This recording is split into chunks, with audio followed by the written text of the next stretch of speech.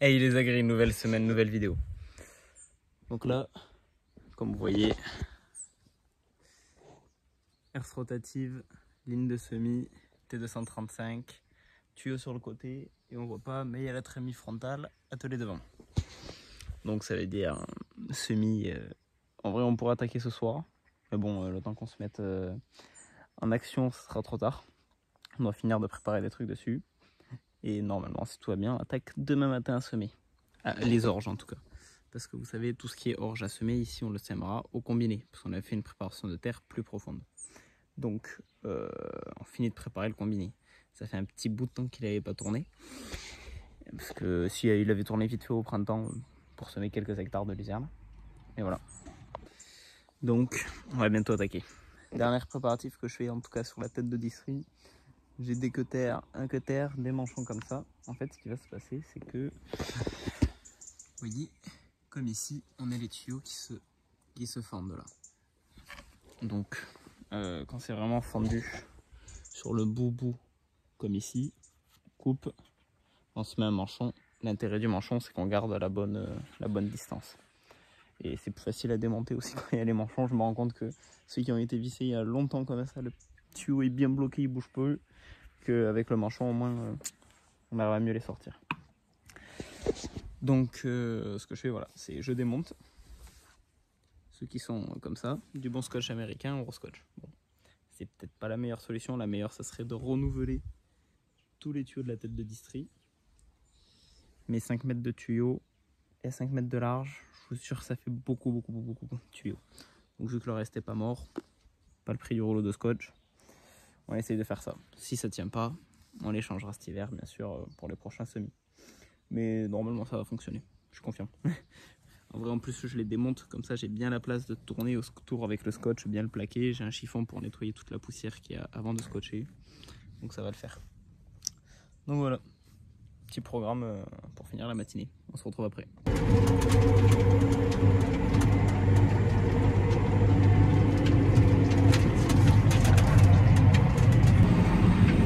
Ça poussière fort les gars, c'est terrible.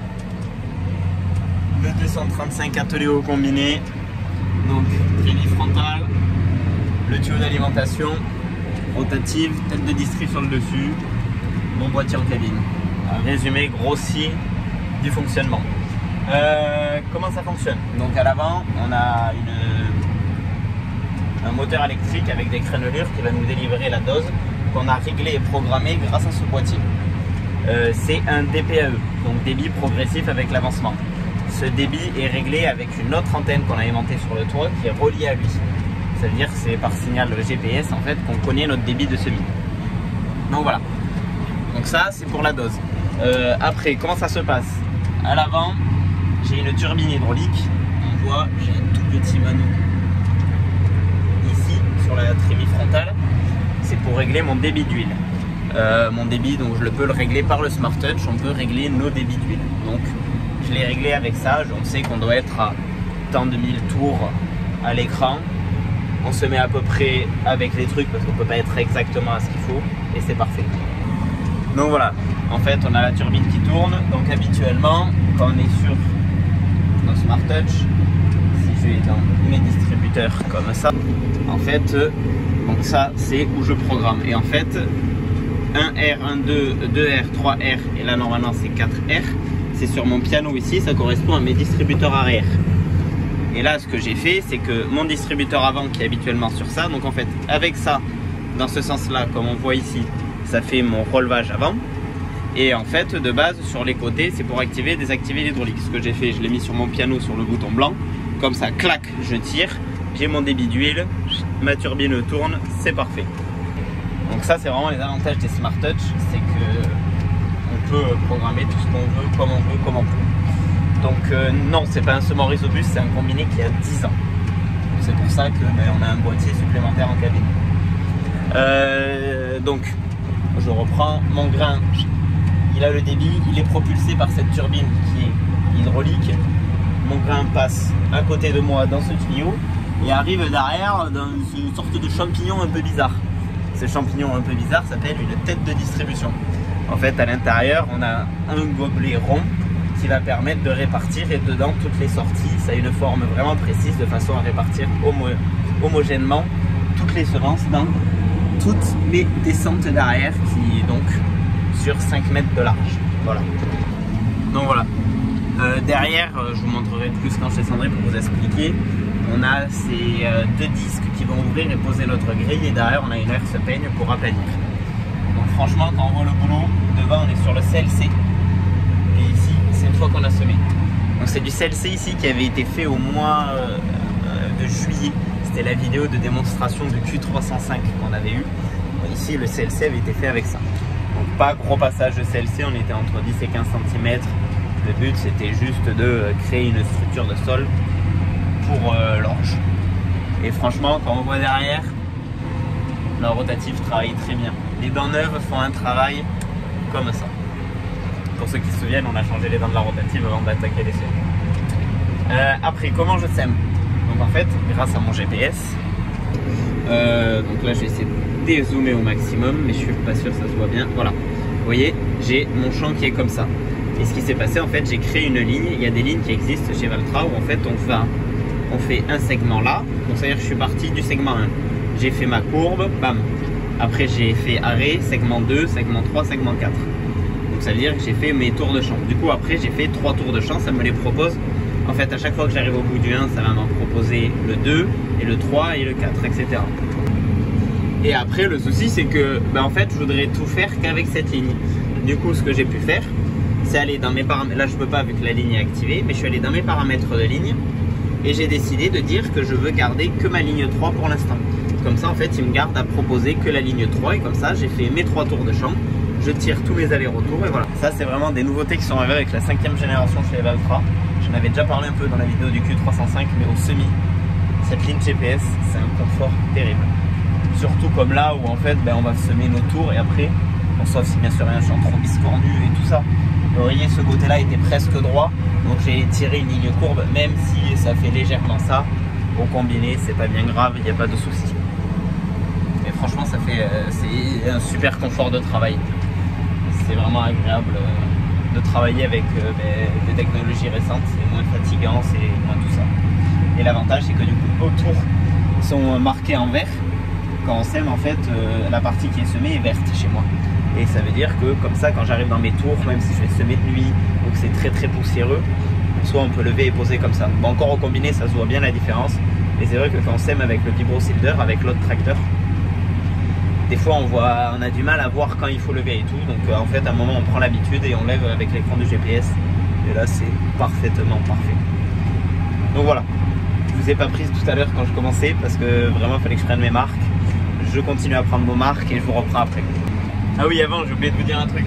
Pour ceux qui avaient vu la vidéo du printemps quand on passait la herse rotative pour préparer les terres, en fait, une herse rotative, c'est alimenté par la prise de force du tracteur, tout ça. Le souci, c'est que quand on lève et qu'on laisse la prise de force enclenchée, la cardan n'aime pas. La cardan, c'est ce qui va relier la puissance du moteur à notre outil. Ça va claquer et tout ça. Donc, ce qu'il faut faire, c'est couper la prise de force. Donc, on peut avoir l'option coupure automatique, c'est-à-dire que je lève mon relevage et en soi, ça couperait. Mais le souci, il faudrait aussi que je coupe mon régime moteur.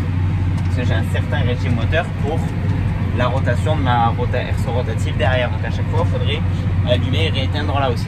Donc ce que je fais, j'ai créé des modes. Mon M2, en fait, il va poser ma herse rotative, enclencher, la démarrer. Une fois qu'elle est démarrée, quelques secondes, une seconde à peu près, je ne sais plus le délai que j'ai mis, va mettre mon régime moteur.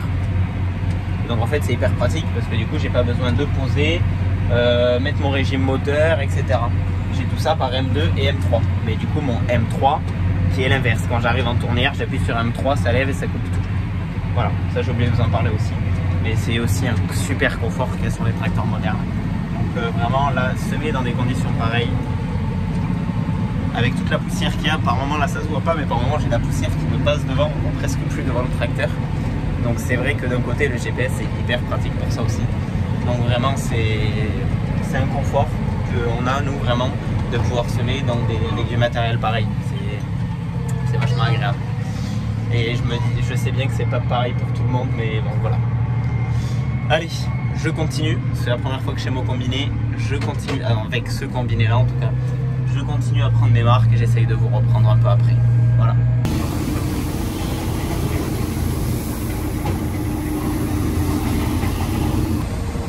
Ça, c'est de la bétonnière du Seigneur.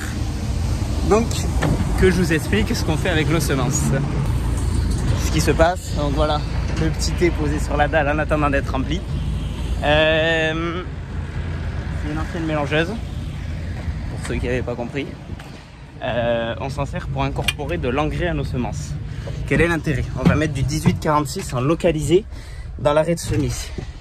On va se mettre aux alentours de 50 kg à l'hectare. Pourquoi on ne met pas plus? Parce que déjà en fait on est bloqué par les normes nitrates.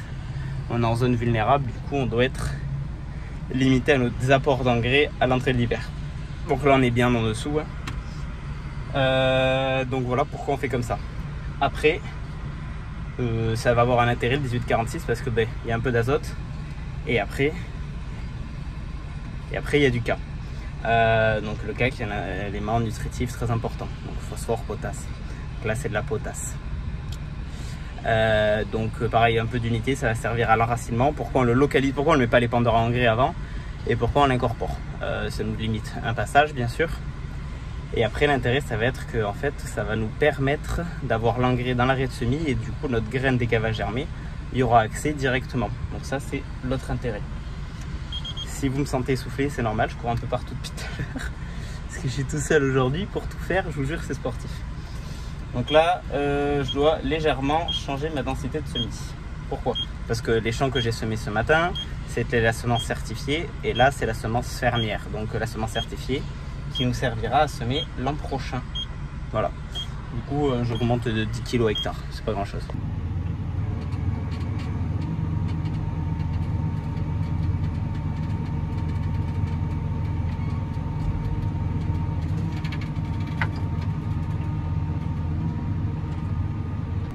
Et voilà, pour ce soir c'est fini. Total, il restera à faire demain matin avant la pluie, parce que la pluie a été décalée sur 11 h. Il nous resterait 9 hectares à faire. La question c'est, est-ce qu'on va arriver à passer les 9 hectares avant la pluie? Ça c'est une autre réponse. Donc voilà, vous voyez ça a beaucoup poussiéré aujourd'hui. Les 8 hectares qu'on avait à la ferme, ça a été préparé beaucoup plus tard. Je pense que ça va beaucoup moins poussiérer, même si c'était un peu plus légère. Et du coup il nous restera ici à faire un peu. Pourquoi j'ai pas fini là? J'ai plus de semences dans le trémie frontal, on vide toujours au maximum. Parce que le risque c'est que dans les crénelures pendant la nuit, même s'il n'y a pas beaucoup, c'est qu'une humidité se fasse dedans. Et s'il y a l'humidité qui rentre à cause de l'engrais, ça va gonfler, ça va tout bloquer. Donc pour éviter ça, on vide au maximum. Je sais où il faudra que je me reprenne parce que du coup j'ai arrêté le marquage sur mon Smart Touch, sur le GPS, au moment où lui il me disait qu'il n'y avait plus. Comme ça j'ai arrêté mon marquage et j'ai bien fini de la vider en faisant un peu plus de distance. Voilà. Bon allez, mais du coup sur ce je vous dis à demain matin pour normalement si la météo a bien fait ce qui est prévu, parce que le souci c'est que là quand on regarde on voit pas un pet d'étoiles et souvent quand il n'y a pas d'étoiles c'est que ça annonce la pluie. Donc ça serait bien, mais si j'avais le temps de finir de semer avant ce serait encore mieux. Et si j'avais le temps de rouler quelques champs ce sera encore mieux. Mais bon on va pas trop en demander quand même. Bon allez, je vous dis à demain, ciao tout le monde. Du coup on est le lendemain matin, on est mercredi matin, bon là il est midi. Petite question technique, quel est le pire truc quand on sème dans la poussière? Quand la pluie arrive. Parce que là je vous explique, ça commence à coller la poussière, c'est horrible. Après à laver c'est une merde terrible. Parce qu'en vrai quand on a juste de la poussière, on passe le gros compresseur, ça va impeccable. Là pour l'instant faut même pas que j'essaye de mettre les essuie-glaces à l'avant, parce que ça va étaler la poussière, ça va être dégueulasse. Voilà. Ça c'est impeccable. Il est midi, il reste à semer 3 hectares. Oui, 3 et demi. Je sens que ça va pas passer. C'est tout ce qui nous restait en orge. Je crois que j'aurais pas assez de semences, alors je reparte à la ferme. La bonne galère, vraiment la galère. Bon allez, on va essayer de continuer, on verra bien ce que ça donne. Il est dégueulasse le 235. Il a pas aimé la petite pluie qui a collé la poussière. Bon du coup, semi-terminé. Enfin, pour l'orge en tout cas, il me reste encore une centaine d'hectares de blé. Donc on va avoir de quoi s'occuper. Bon, mission, je fais le télesco, il me reste un peu de semences d'orge. On va le mettre dans le petit godet, parce que je sais pas où la foutre en attendant. Du coup, on va faire comme ça. Donc pour ça, petit godet du télesco.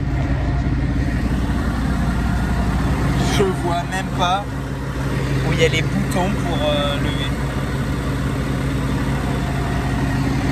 On lève le relevage au max.